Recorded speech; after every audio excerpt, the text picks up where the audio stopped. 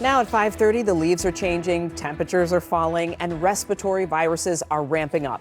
We appreciate you staying with us. I'm Glenda Lewis. And I'm Simon Shaquette. If you've been feeling under the weather, you are not alone. Cold and flu season is here. We checked with Henry Ford and DMC to see what's bugging Metro Detroit right now.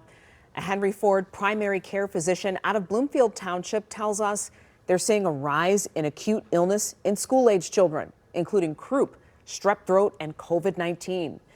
The director of emergency services at Detroit Receiving says they're seeing an increase in flu, COVID-19, and RSV. All nasty stuff, you know.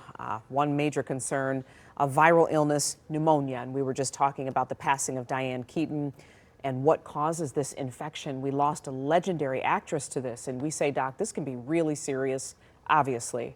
Yeah, you know, we're talking half my patients are sick. I mean, the death of Diane Keaton is heartbreaking, and it's a reminder that pneumonia can affect anyone. It's an infection that inflames the air sacs in the lungs, and they can fill with pus and fluid and making it hard to breathe. And what makes it so dangerous is that often it starts out mild and can feel like a cold, the flu, or just a stubborn cough at first. Main symptoms are cough, fever, chills, chest pain, shortness of breath, nausea, and fatigue. In older adults, however, it can cause just confusion or lower than normal body temperature. Now, pneumonia is caused by germs, usually bacteria and viruses that we breathe in every single day. And millions of Americans get it every year. And about 55,000, that's right, 55,000 die from it annually. It's especially dangerous for young children, older adults, and anyone with a weakened immune system or chronic illness.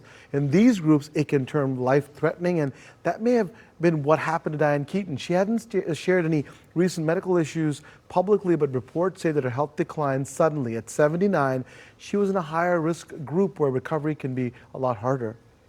So treating it, how do you do that, and could it be prevented? Yeah, it's important questions, right? The treatment really depends on what caused it and how severe it is. Glenda, doctors may prescribe antibiotics, antivirals, and IV fluids, and patients may need fever reducers and cough medicine.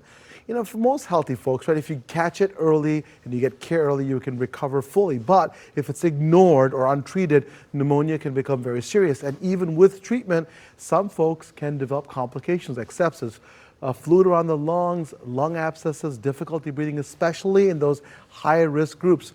For prevention, the pneumococcal vaccine, this is very helpful. It helps protect against the most common bacterial cause of pneumonia.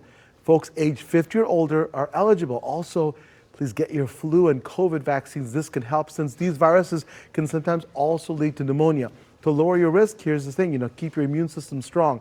And how do you do that? With regular exercise, good sleep, and healthy eating habits. It's also important to wash those hands often, not to smoke, and see your doctor right away if you're having trouble breathing or have a cough that isn't improving. Getting care early really makes all the difference, and that's something I believe that Diane Keaton would want people to remember. That's the key we talk about. If you feel bad, go talk to your doctor. Don't tough it out, because you could, if you treat it early, you can really have a good outcome. And we talked before that even people who are healthy can get it, and it can be very serious even in those folks. Wow. And you always maintain, Doc, that a good base, that healthy eating, 100%. sleep, all of that plays into Sleep is so important. That's what I struggle with, but I think everybody needs to know 7 hours. All right. Thanks a lot, Doc. Good to see you. Of course. Thank you.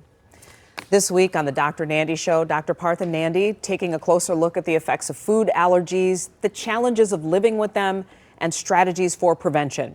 You'll hear Jen McGregor's powerful story of growing up allergic to nearly everything she ate, from struggling to find safe foods as a child to coping with unexpected reactions as an adult. Tune in Sunday, October 19th at 5 p.m.